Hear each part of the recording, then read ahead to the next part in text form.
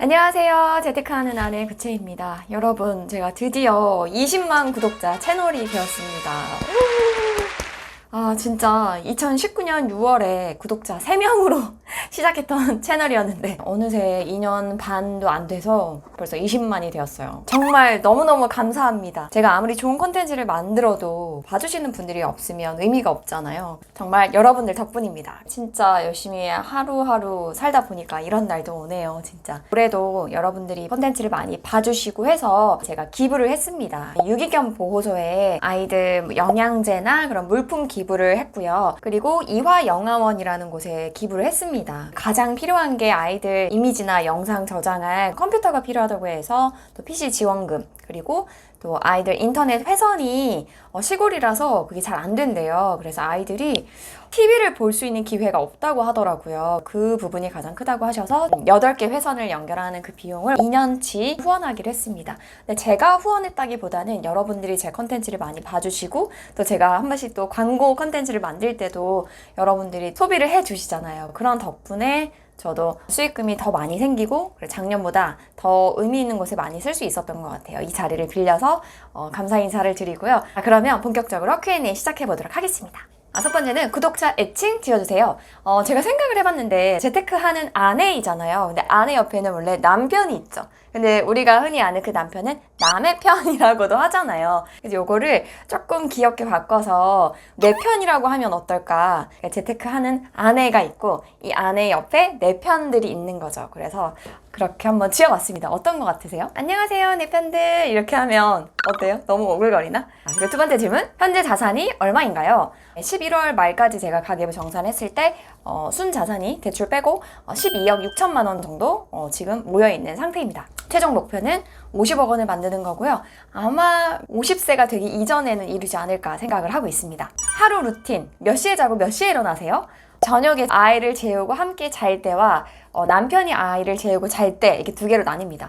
만약 제가 아이를 재우고 잔다, 아이랑 책을 읽고 한 10시 정도에 같이 잠이 들거든요. 그런 날은 새벽 한 5시 정도에 알람을 맞춰서 일어나고 한 7시 반까지 한 2시간 반 정도 시간이 있는데 그때 책도 읽고 작업 같은 것도 하고 이렇게 시간을 보냅니다. 그런 다음에 아이가 일어나면 간단하게 먹을 거 챙겨주고 직장 어린이집에 다니고 있어서 운전해서 바래다 줘야 되거든요. 남편이랑 아이 같이 바래다 주고 돌아오면 9시 한 20분 정도? 4시 반 정도까지는 제 업무를 봅니다. 끝날 때는 한 절반 정도는 제가 데리러 갈 때도 있고 아니면 남편이 그 1시간 정도 일찍 퇴근해서 아이를 데리고 하원을 시키는 경우도 있어요. 그 정도 이후부터는 가족들과 함께하는 시간.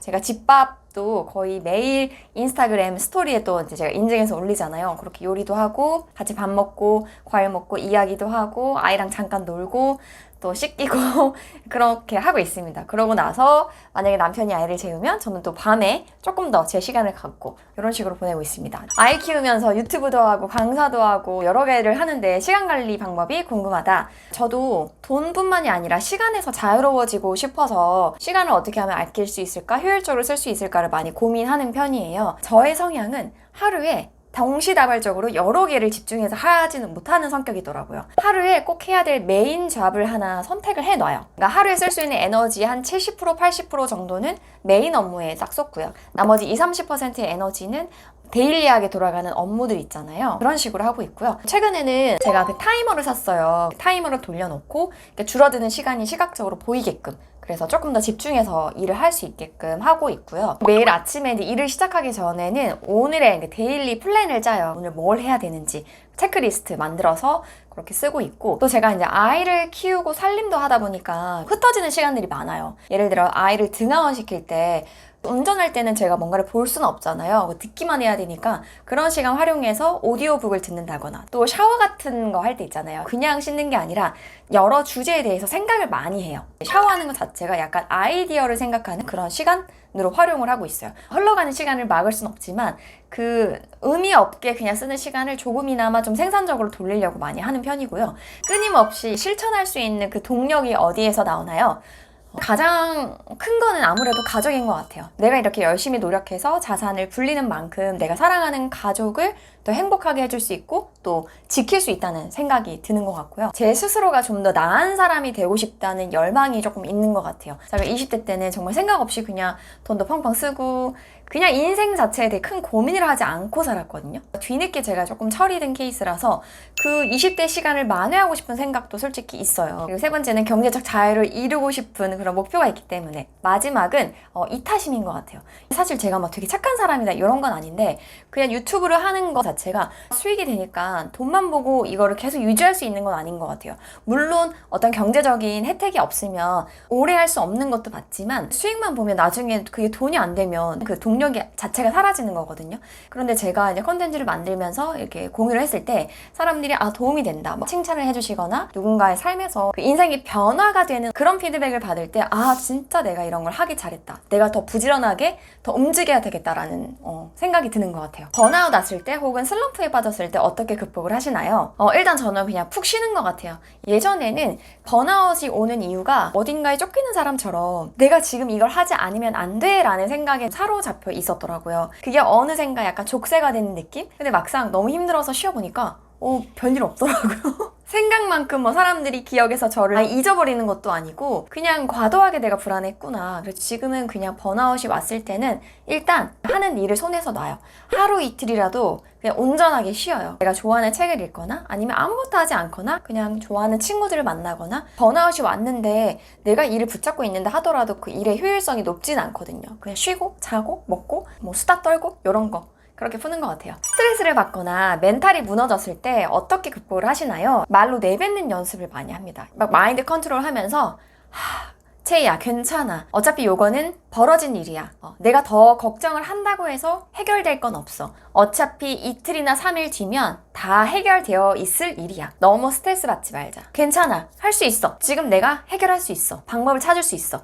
약간 이런 말들을 조금 유치하지만 진짜 실제로 내뱉어요. 구체이라는 사람에 대해서 마음을 보듬어주는 그 멘트를 내가 나에게 그런 말들을 해주는 거예요. 근데 이게 말에 힘이 있나 봐요. 그렇게 했을 때 많이 완화되는 걸 느꼈고요. 명상을 틀어요. 좋은 말들 이제 해주시는 그런 이제 채널을 틀어놓고 듣습니다. 피부 관리 어떻게 하시나요? 라는 질문 진짜 많았어요. 근데 제가 피부가 솔직히 나쁜 편은 아닌데 그 정도로 막 칭찬을 들을 정도의 피부는 아니거든요. 아마 조명을 쐬서 그러지 않을까 생각을 하는데 피부 관리도 저는 무조건 부지런해야 된다고 생각을 해요. 팩 하나 붙이는 거, 피부과 가는 거, 이게 돈을 떠나서 이 시간을 쏟는다는 게 만만치 않은 일이거든요. 저도 의식적으로 좀 팩 같은 것도 많이 붙이려고 하고 저는 팩을 붙일 때마다 인증샷을 하나씩 남겨요. 올해 팩 60번 하는 거를 목표로 세웠었거든요. 제 생일이나 어떤 기념일에 선물 대신 남편한테 피부과로 패키지를 끊는다거나 몇십만 원 정도 되는 것들, 그런 거를 해달라고 합니다. 근데 너무 뻔한 얘기지만 잠을 잘 자야 돼요. 한 5년 만에 처음으로 피부과를 다니기 시작했었는데 2번 패키지를 끊어서 다녔거든요. 처음에는 너무 좋았어요. 근데 두 번째 패키지를 남편이 한 번 더 이제 끊어줬을 때는 제가 너무너무 바빠서 하루에 4시간, 5시간도 못 자는 날이 무지기수였어요. 어쨌든 시간을 막 짬을 내가지고 피부과 다녔는데 나중에 비포 애프터를 보여주잖아요. 깜짝 놀랐어요. 비포가 더 좋은 거예요. 진짜 잠을 자는 게 피부에게 중요하구나 라는 생각을 그때 되게 많이 들었었고, 그때 이후로는 많이 자려고 하고, 그래 못해도 7시간 이상은 지금 자고 있습니다. 콜라겐 같은 것도 많이 챙겨서 먹고, 그리고 석류즙, 양배추즙, 몸에 좋은 것들, 미용에 좋은 것들 많이 먹으려고 노력을 하고 있습니다. 피부 관리는 의외로 너무 많아서 한번 따로 찍어볼게요. 제가 진짜 사용하는 제품들 어떻게 되는지. 악플은 어떻게 대처하시나요? 처음에 이제 악플이 달렸을 때는 화가 난다기보다는 너무 억울한 거예요. 나에 대해서 잘 알지도 못하는데 어떻게 이 사람이 단편적인 것만 보고 이렇게 댓글을 달 수 있지? 라고 생각을 했는데 어느 순간 아무리 좋은 100개의 댓글이 있어도 한두 개의 악플에 제가 더 집중하고 거기에 마음을 쓴다는 걸 이제 스스로 깨달았어요. 정말 모든 사람들이 나를 좋아할 순 없다라는 생각을 하고 그 이후부터는 컨텐츠에 도움이 될 만한 그런 비판적인 내용은 제가 이제 받아들여요. 좀 말도 안 되는 그런 댓글들은 그냥 이제 무시를 하려고 합니다. 결정적인 계기가 있었는데 예전에 너무너무 뾰족한 악플이 있었어요. 작정하고 저를 상처내기 위해서 남긴 악플이었어요. 정말 너무 화가 나서 이게 막 2, 3일이 지나도 기억이 잊혀지지가 않더라고요. 댓글을 썼다가 지웠다가 썼다가 지웠다가 이거를 한 3일 정도 고민을 하다가 결국엔 제가 무시를 하고 올리지 않았거든요. 근데 너무 신기한 게 그 이후로 어떤 악플이 달려도 조금 가벼운 마음으로 패스하게 되더라고요. 아니 내가 그때 그렇게까지 스트레스를 받았던 악플도 내가 결국에는 그냥 무시했는데 이 정도 수준은 뭐 거기에 비하면 아무것도 아니야. 약간 이런 식으로 이 상처를 받는 어떤 임계치가 있다면 높았던 거를 제가 스무스하게 넘기고 나니까 그 아래에 있는 수준의 악플들은 그냥 뭐 그럴 수도 있지 뭐 이러면서 좀 지나가는 편인 것 같아요. 지름신 올 때 어떻게 마인드 컨트롤을 하시나요? 정말 사고 싶은 게 있으면 사요. 그런데 약간 긴가민가 할 때는 이 소비를 하지 않음으로써 내가 얻을 수 있는 더 큰 이익을 생각을 하죠. 뭐 5만 원 정도에 들어가는 외식이다. 그러면 이 5만 원으로 외식보다 더 좋은 걸 할 수 있는 거. 예를 들어 5만 원으로 아이 한 달 특별활동비 를 추가하면 더 좋은 교육 서비스를 받을 수가 있다거나 아니면 아이 앞으로 뭐 미국에 있는 ETF를 한 주 산다거나 이런 식으로 소비를 참지 않고 이 돈으로 내가 진짜 더 좋아하는 거, 더 가치 있는 어떤 소비는 없을까를 생각해보는 편이에요. 자, 인간관계를 유지할 때 가장 중요시하게 보는 점이 있나요? 제가 좋아하는 사람은 딱 세 분류인 것 같더라고요. 내가 뭔가를 주고 싶은 사람, 그냥 이유 없이 좋은 사람이 있어요. 같이 있으면 즐거운 사람, 하나라도 배울 게 있는 사람. 남편 처음에 어떻게 만났는지 궁금합니다. 소개팅을 이제 해서 만났고요. 사실 소개팅 한 일주일 전에 회사가 망했어요. 그래서 취소를 할까 하다가 뭐 딱히 그렇게 마음 들 일 있겠어? 뭐 이렇게 생각으로 그냥 가볍게 나갔는데 그분이 제 남편이 될 줄은 몰랐어요. 그래서 한 번 또 느낀 게 정말 확률을 높이는 작업을 계속 해야 된다. 돈 공부뿐만이 아니라 좋은 사람을 만나기 위해선 소개팅이든 선이든 어떤 모임이든 확률을 높일 수 있는 작업을 계속 해야 된다. 쉬면 안 된다라는 생각을 하게 됐죠. 둘째 준비는 하시나요? 일단 둘째 계획은 없고요. 저희 남편도 첫째를 지금 낳고 육아를 정말 많이 하거든요. 도와주는 수준이 아니라 남편이 많이 합니다. 그러다 보니까 둘째는 엄두가 안 난다고 하더라고요. 원래는 아이가 많을수록 좋다는 사람이었는데 실제로 육아를 얼마나 힘든지를 아니까 둘째를 낳고 싶은데 돈 때문에 낳아야 될지 말아야 될지 고민이다 라는 질문도 같이 주셨어요. 아이를 낳는 것 자체를 돈만으로 결정할 수 있는 일은 아닌 것 같아요. 물론 아이가 생기면 돈이 드는 건 맞지만 아이 자체가 주는 그런 행복이 돈과 비교할 수 없는 수준이에요. 그렇기 때문에 정말 아이를 한번 키워보니까 너무 사랑스럽고 너무 나에게 행복감을 줘. 그래서 또 아이를 한 명 더 만들고 싶다면 그냥 낳으셨으면 좋겠어요. 대신 그런 고민을 했던 만큼 체계적으로 지출 관리도 하고 아이 낳을 걸 대비해서 조금 경제적인 준비를 좀 더 적극적으로 하는 거죠. 그리고 그 아이들을 통해서 그런 경제적 자유를 이루어야겠다는 동기부여를 더 명확하게 받는 그런 방법을 저라면 선택을 하겠습니다. 아이 키우는 데 있어서 경제관이 궁금합니다. 아이에게 전적으로 모든 걸 다 서포트 해줘야 된다라는 주의는 아니에요. 공부도 전 재능이라고 생각을 하거든요. 근데 싹수가 보이잖아요. 얘는 정말 서포트를 해줘야 된다라는 게 아니라면 교육비에 올인할 생각은 1도 없습니다. 요거는 저도 남편도 거의 생각이 일치하고요. 아직 제가 이제 사교육을 본격적으로 시작하진 않았잖아요. 지금 제가 계획을 세워놓은 건 어떤 거냐면 한 달의 소득이나 아니면 한 달 쓸 수 있는 생활비 자체를 아이와 저는 오픈을 할 것 같아요. 그래서 우리 한 달 생활비가 뭐 예를 들어 한 400만 원 정도가 든다. 근데 이 중에서 엄마 아빠가 네가 배우고 싶은 거, 뭐 하고 싶은 거, 취미 생활에 서포트할 수 있는 금액이 뭐 한 달에 70만 원이다, 뭐 100만 원이다. 금액은 한정적으로 정해주고 그 안에서 너가 진짜 하고 싶은 거를 선택을 하라고 할 것 같아요. 저는 여유가 있다 하더라도 아이가 하고 싶은 걸 모든 걸 다 서포트해주는 게 과연 아이에게 맞는 일인가? 라는 또 생각도 있어요. 아이도 제한된 선택 범위 안에서 스스로 어떤 게 더 나은지 고민할 수 있는 또 기회도 있어야 된다고 생각을 해서 아이에게 주도권을 줄 생각입니다. 사실 저희 남편은 공부를 잘했고 저는 지방 국립대 나와서 딱히 공부나 어떤 학벌에 뛰어난 게 없었지만 그래도 지금 잘 먹고 잘 살잖아요. 그러니까 오히려 아이에게 더 집착하지 않게 되는? 그리고 아이 경제교육을 어떻게 하시나요? 이것도 약간 연관이 되는데요. 아이한테 평소에 돈에 관련해서 얘기를 많이 하는 편이에요. 물론 아직 아이가 이제 한 3돌이 돼서 100% 알아듣지는 못해요. 그런데 물건을 사러 갔을 때도 이 중에서 딱 한 개만 고를 수 있게 한다거나 장난감을 살 때도 마찬가지고 또 이 돈이 엄마 아빠가 열심히 노력해서 만들어진 거라는 거를 강조를 많이 해요.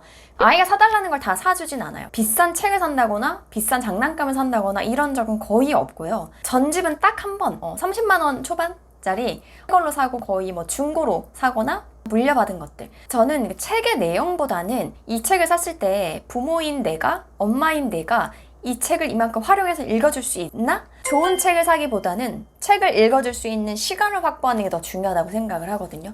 막 몇백만 원, 수천만 원짜리 전집이나 그런 교구들도 있어요. 엄마들이라면 알걸요. 그렇게 드렸는데 내가 정작 읽어주지 못한다거나 아니면 열심히 읽어주는데 아이가 정말 좋아하지도 않고 읽지도 않는다. 그러면은 화날 것 같아요. 이게 얼마짜린데 이러면서. 어떤 지출을 할 때도 엄마인 내가 사고 싶은 건지 아이가 진짜 필요하고 원하는 건지를 한번 생각을 해보고 지출을 하는 편이고요.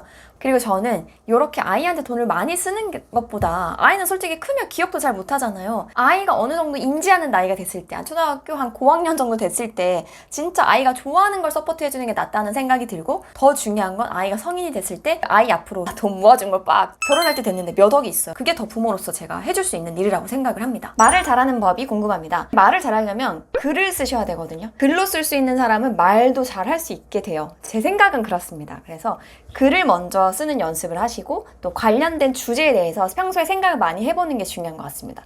새로운 책이 나오나요? 아마 내년에는 책이 나올 것 같습니다. 인생책 추천해주세요. 왓칭이라는 책을 재밌게 읽었습니다. 그 책을 읽고 나서 마인드의 변화를 많이 겪었거든요. 남편이 제가 좀 긍정적으로 변해서 본인이 수혜를 많이 입었기 때문에 얼마 전에 그 얘기를 하더라고요. 너무 본인이 감사하는 책이 왓칭이라고.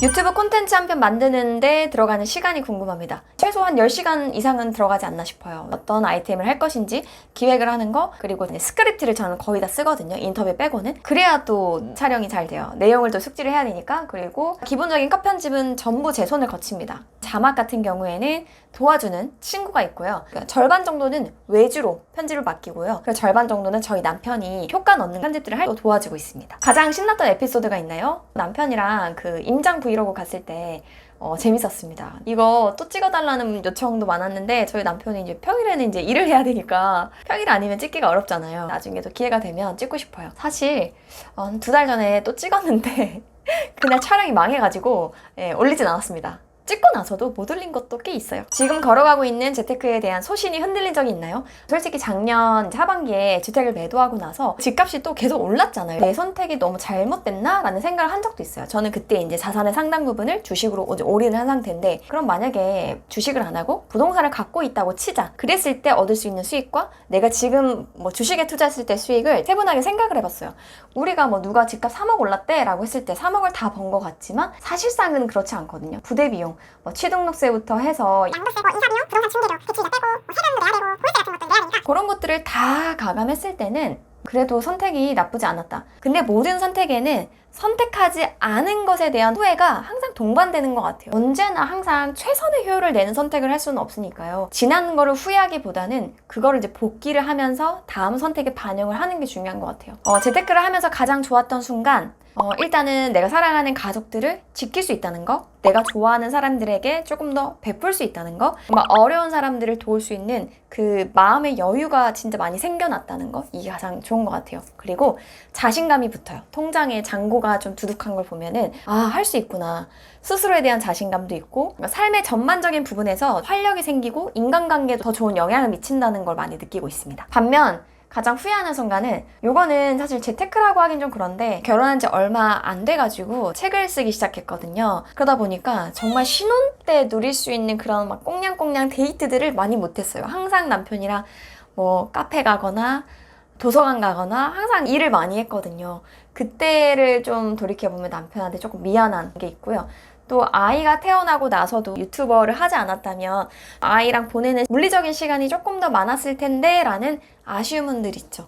근데 지금의 이 시간을 발판 삼아서 앞으로 아이와 더 행복한 시간을 보내려는 거니까 다시 사회초년생으로 돌아간다면 가장 먼저 경제 공부를 할 것 같아요. 두 번째는 두고두고 남는 경험에 투자를 할 것 같습니다. 친구 만나서 술 마시고 데이트하는데 다 쓰고 이런 거는 조금 의미가 없는 것 같아요. 그 돈을 모아서 배낭여행을 가본다거나 내가 정말 좋아하는 취미생활 그런 것들에 좀 투자를 한다거나 새로운 걸 배워본다거나 할 것 같고요. 마지막으로는 몸값을 올리는데 투자를 할 것 같습니다. 사회초년생이면 솔직히 투자를 바로 시작한다기보다는 회사에서 혹은 사회에서 이런 유튜브도 내가 몸값을 올릴 수 있는 하나의 수단이잖아요. 그런 플랫폼들을 이용해서 스스로 브랜딩하고 몸값을 높이는 걸 좀 병행을 할 것 같아요. 자, 여러분 오늘 Q&A를 한번 해봤는데요. 질문을 주신 분들이 많으셨어요. 총 20분을 뽑아서 제가 기프티콘을 쏘겠습니다.